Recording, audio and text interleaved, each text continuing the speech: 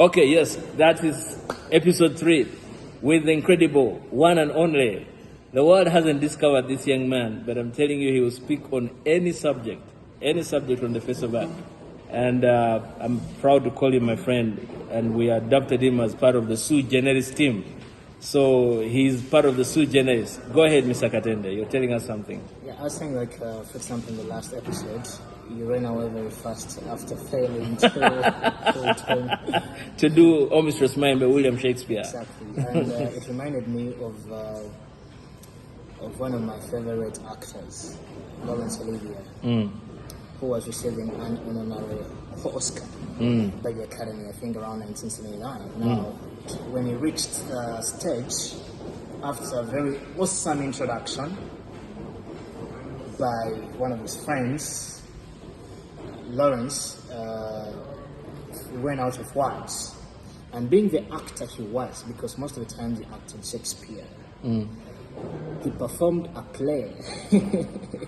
He repeated the words of a part, I think somewhere Henry IV, in one of those plays that was arguably written by Shakespeare, and people did not notice, but he was actually just narrating something that he had acted out in a certain movie a few years earlier. Wow.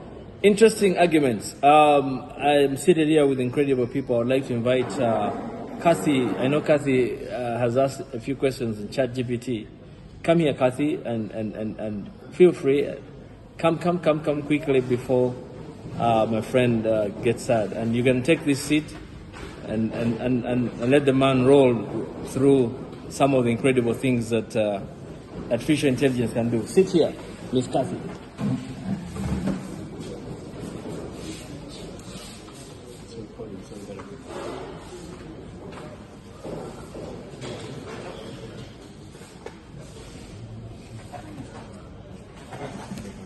Good enough? Yeah, sure. Okay, so I am Catherine, as mentioned. I am part of this amazing team. I have been seated here for a while, and I must say I am astonished, I am stunned, I am really humbled to be in the presence of this mighty man. I really am. Flattered. Yes. So, in line with AI, ChatGPT, my question would be, where do we draw the line between AI, artificial intelligence, and is it AGI, artificial generalized intelligence? Yes, so where do we draw the line? Are we there yet? You know, AGI is thought to be the future of AI. So are we there yet? What are the probabilities that we are there, and how does that affect mankind? So, I'll start by saying that in February, there are certain claims that ChatGPT had started to exhibit signs of AGI. In other words, maybe let's start at the point where you distinguish for us AGI and AI. So, general or generalized artificial intelligence is more like in the context that the AI is too smart to the level of a human being. I'm just trying to use simple terms for people to understand, to the level of a human being themselves, or even better. Because most of the tools that have been there, most of the tools, not all of them, most of the tools have been generally replicating the information that they have been fed as by super geniuses or by human beings themselves. So the realms of artificial intelligence getting generalized is to mean that AI is not only creating, so it's not only replicating what it has been fed, it is crafting new information, it is generative in that regard, but also it is a little bit much more advanced, that it goes beyond just what human beings themselves also are able to create. Now, we've tested that already in a few industries. I'll give an example. In 1996, they released a computer called Deep Thought, which then battled the greatest, some people call him the greatest chess player of all time, Garry Kasparov. Now, in 1997, the year after, they released Deep Blue, a computer which annihilated the world champion, defeating him in one of the games in less than 15 moves. And Garry Kasparov was very annoyed. At the time, he felt that it was not possible for a computer to make such a move as it did and defeat him at the level that it did defeat him. Now, this computer had been manufactured by IBM. They requested for a rematch, and IBM refused to bring back the computer, Deep Blue. However, it's now no question that the strongest chess engines cannot be defeated by even a collection of the brain power of 100 grandmasters. You had strong chess engines earlier on, like Commodore, like Stockfish 8. Those are some of the ones that came out a little bit earlier. And human beings some grandmasters could beat them. Like in the chess world, there's what we call the ELO rating. So people probably above 2,600 rating were able to defeat most of those chess engines. But currently, as we talk, the strongest chess engine is called Stockfish 12. You have Alpha Zero, it's also a chess engine. You have Lila Chess, it's also a chess engine. No one can defeat these tools. In fact, they sometimes I've watched a match between Stockfish 8 and Alpha Zero. They played, I think, 124 games, and Alpha Zero, Stockfish 8 lost one. Alpha Zero won one, I think, something like that. There were quite a number of draws. But, and how they consider that this has won or this has lost, these engines do not resign. They do not say that I have lost. They just take lots of minutes without making a move. So as we talk now, there is no human that can beat Stockfish 12. The moves they're making on the board, we cannot understand them. We still now need to rely on the engine itself to explain the move it was making. The same applies to the example I gave earlier, that currently, as we talk now, there is no poet in the world. I write poems myself, but there is no poet in the world that can write a poem at the quality and the speed of ChatGPT. Some which can write 7 stanzas in less than 10 seconds of a very beautiful piece of work. So it's I'm giving you these examples under the analysis that where does this leave humanity. So the question as to whether tools are going to become much more advanced, it's not a question. They're going to become much more advanced. They're going to become much more smarter. Just like you can see ChatGPT can. Before you came, I was telling them that it has been used to generate a new shape, a new kind of polygon, which was non-existent. And you could think that the strong mathematicians, the geniuses that we've had over time, have actually been able to exhaust all different shapes, hexagons, pentagons, octagons, octagons, heptagons, all those kinds. But if ChatGPT can create new ones, then it's a plus. Okay. And I discussed with Isaac the other time that there's some risks associated with AI, but at a much more deeper level, it's actually going to benefit humanity. In 2016, I watched a documentary of BBC. It was talking about music producers and what technology had done to them. The context was that most of the kids in England or the UK at large had grown up from the age of 2 interfacing with computers, hence interacting with music production software. Now, by the time they turned 18, they are now the musicians, but now they know also how to use the music production software, which may threaten the jobs of our music producers. Okay. From your approach at that very point, allow me pose the question of we are seeing all of these specialized machine languages. We are seeing the chess engines, the engines like ChatGPT.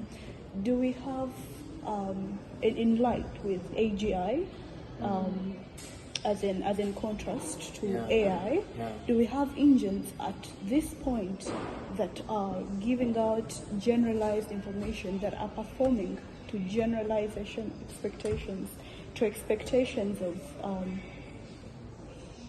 that generalize basically everything? Sure. Do we? Sure. I mean, like, your question seems to have intrinsic parts, part of which I kind of pull out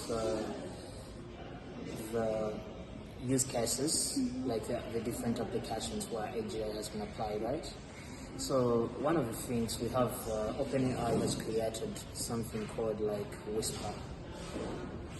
So this is a speech recognition model. Okay. That has been trained on over 500 million voices. And the level of accuracy that it is producing, you know, like even if you build a language model from scratch, you use your own neural networks and stuff like that, you might what you're trying to look for there is the word error rate.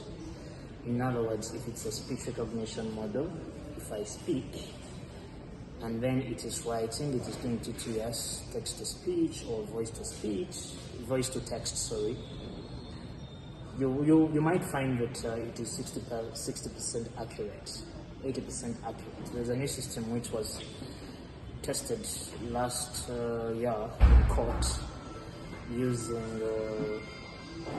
using court data and Ugandan English, a little bit of local languages to test and see the level of accuracy it would have, and it could only stretch up to 85%. But now you have models like Whisper, which the things they do, you can't help but see a certain sense of AGI. Okay. So we can see the future of AI in AGI. Yeah. Okay. It's quite very clear. Dr. Lubogo? Okay, you're good? You've enjoyed your discussion with Yes. the gentleman? Okay, let me continue talking to him. Thank you very much. That was Kathy, student of law, but also an incredible young lady. I was asking Mariam if she had some questions. She grew cold feet.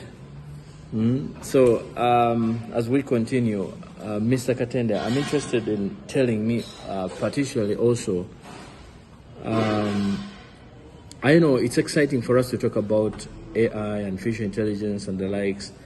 I now see the strengths and versus the weaknesses. Do you envisage a situation where the world, in terms of invasion, will have reached the apex? Pardon? Do you envisage a situation where the world, in terms of invasion, will have reached the apex, like the very top? And at that point, I'm asking myself the question, what will happen? You know, I'll give an example, a big example, which may not be very reflective of what we are saying, but perhaps that was a change or the challenge that God may have faced himself, you know, at the time when he thought that there was building the city of Babylon, remember? Was it the wall or the city? and the Bible says that he was afraid that these guys were about to reach him, and he confused them. Do you see that? That's where I'm coming from. Yes, go ahead. So issues to do with the apex of technology are hard to tell. We can only anticipate, but the apex is likely not going to happen in our lifetime. Like Kathy was asking about AGI, artificial general intelligence, in the context that AI, you're able to give it a question, a problem, and then it finds a solution to that problem, you know, something like that, which only human beings sometimes can do. But that is partly happening at several levels, even though at a small scale. But I will look at innovation like this. So in 1968, this is where we see guys like Paul Allen, Bill Gates, start creating a certain kind of computer. I think around 1980, 81. Between 1980 and 1984, Steve Wozniak and Steve Jobs created the Apple Macintosh. And each of them in their times, I'm using these examples intentionally because you could think it is the apex of technology. Understand, eh? You could think that now a computer has morphed, computer technology has evolved from a huge computer in a room to a smaller computer to even a smaller computer. But in 1995, I remember I watched a video that came out around 1995 when Bill Gates was talking about a certain device that is on the screen that fits in the human hand. This device, you could probably check the weather on this device, you could talk to people on this device, you could set up a lot. And that device came to be known as a phone later on. Wow. The Apple came out in 2007, but at least Nokia had already produced a certain kind of smartphone a few years earlier. And now with the release of Apple in 2007, that followed with more innovations like the iPod, watch, understand? I mean, there has been a lot of things, and usually every time we're almost saying, this is it. We need to see more innovation, more invention. Now we're talking about the Internet of Things, where the world is interconnected. We're talking about a metaverse in which people can buy space in a certain kind of digital reality. And all these advancements that are going to come, we're talking about the power of 5G technology, 6G technology, and it's going to increase. So the apex is very far from us. We shall not even see it in our lifetimes. Every generation has its own demons to deal with, and those demons will necessitate the creation of their own solution. And those solutions will definitely supersede the ones that have been created in our time. Some of the technologies that are sophisticated, and it might take time to replicate them. Even future generations might fail to comprehend them, just like we are finding a very huge challenge explaining critically well the pyramids of Giza. How are they created? How are they made? I mean, everyone has their own theory or hypothesis to tell as far as they're concerned. But this is technology that goes way, way back. So there could probably be technologies that emerge in our time that later generations will find a little bit hard to explain. But that doesn't mean that they will lack better technology. Okay, thank you. Before we go to the next phase of this discussion, I'd like to redeem my embarrassment of my poem of If. not If, it was What is Love by William Shakespeare. What is love? It's not hereafter. Present myth hath present laughter. What is known is still unknown. What is come will still come thereafter. Then come kiss me, sweet and dainty. Your thirst stuff will not endure. I just said that. That's the poem by William Shakespeare. But these are things that we used to do in elocution competition in one of my alma maters when we were still young guys. But we could do poems like If by Rudyard Kipling, and other good speeches like the one of Dr. King, I Have a Dream, and maybe the ones of Malcolm X, the Bullet or the Ballot. You know, those incredible speeches. So, I mean, when we have to get used to some of the things. But Mr. Katende, Jonan, what makes you have sleepless nights as a thinker? I consider you a thinker.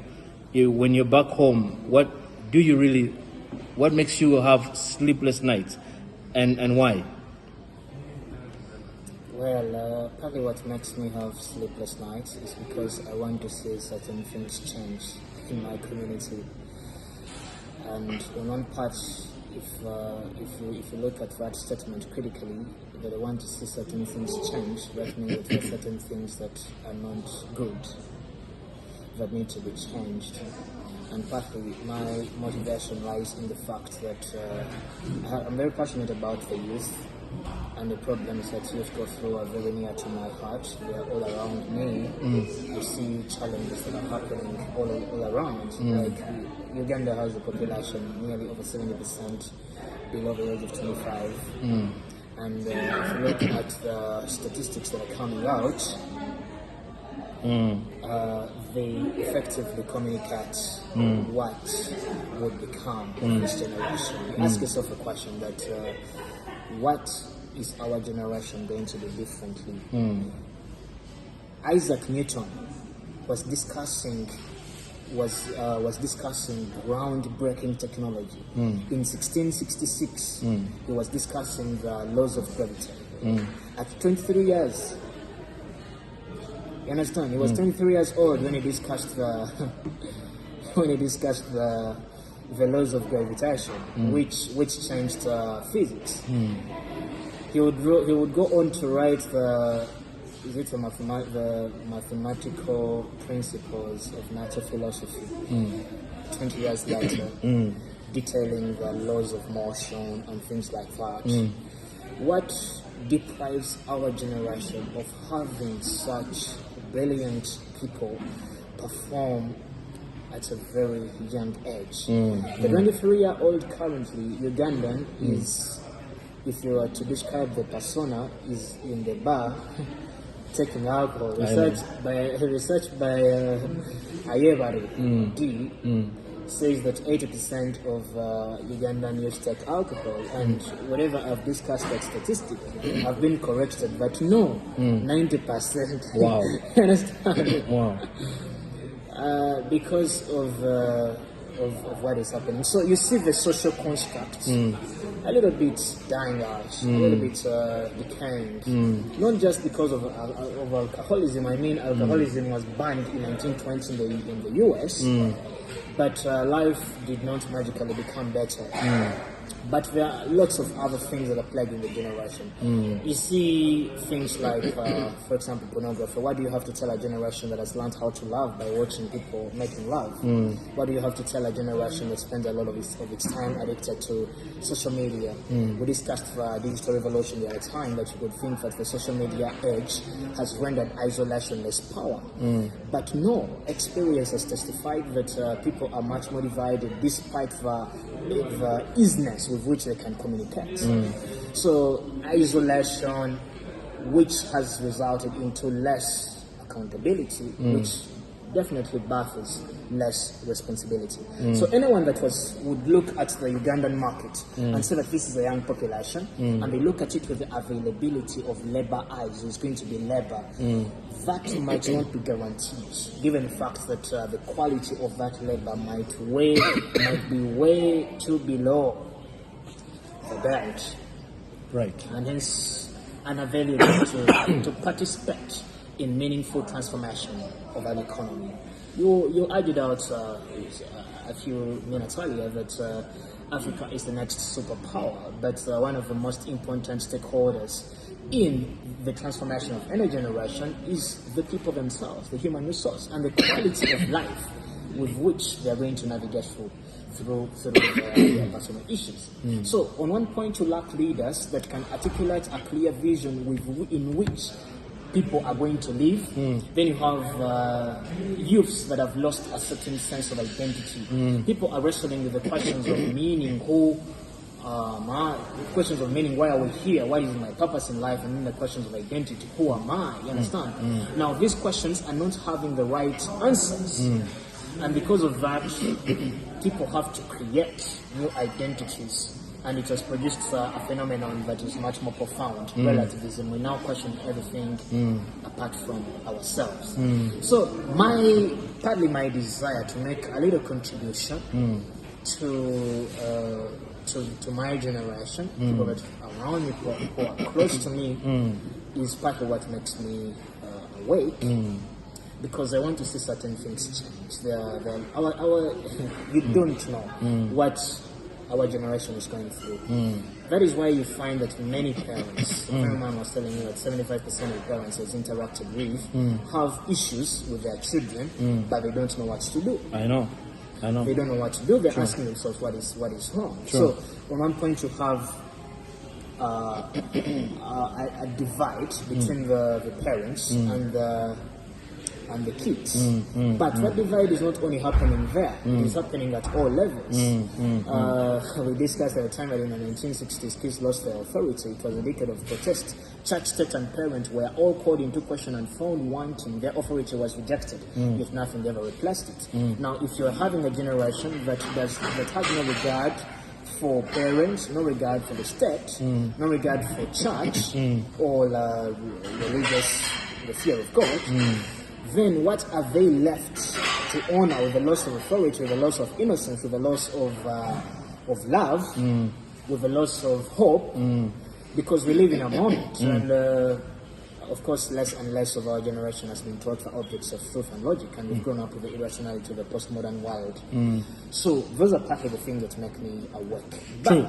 But I want you also to coin up in respect to love, because last time you were explaining this concept of love, in terms of the youth, so the understanding of the concept of love, which may translate into marriage. There is a way you argued it, yes. So, love is quite a very complicated aspect, and I will start with a disclaimer that I am not the person that possesses all answers when it comes to the issue of love, because it is deeply personal. The Greeks tried to categorize love in 4 different ways. You have philia, brotherly love, storge, family love, then you have agape, godly love, and then you have eros, erotic love. But love is much more complicated than that.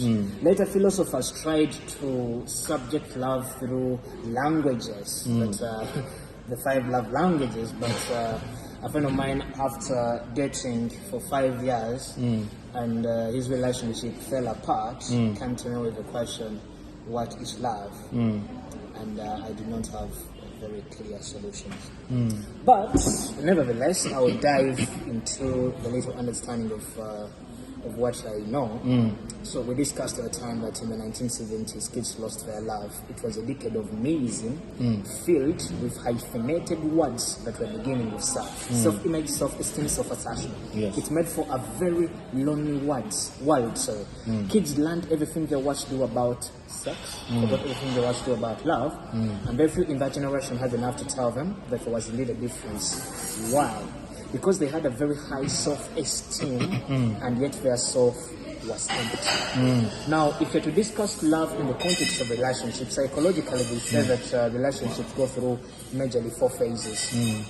So, when I meet a lady, there is an attraction stage. I'm attracted to her, depending on whatever. Some are attracted to how they look, some are attracted to the mind, which they call sapiosexual, whatever. It's attraction. But I'm looking usually out for the factors that make the other part the perfect match. There is a lot of infatuation. I'm less judgmental. I evaluate before I know. Now, the importance of dating would be to seek for clarity, for me to know. But that has been a little bit reversed in our generation and time, because whenever we think about relationships, we think about ourselves, our satisfaction. So we usually seek for intimacy because we need someone instead of clarity. But if a relationship is given a chance in an objective sense to move from the attraction stage to the reality check stage, at that level, we say that age stops to be a number and it becomes a real number. In other words, everything starts to matter. People discover not only the differences they have, but also the weaknesses they have. Right. Someone who would tolerate you before in the attraction stage, like you are 1 hour late and I'm okay, now you are 2 minutes late and I'm mad. In other words, conflict starts to emerge.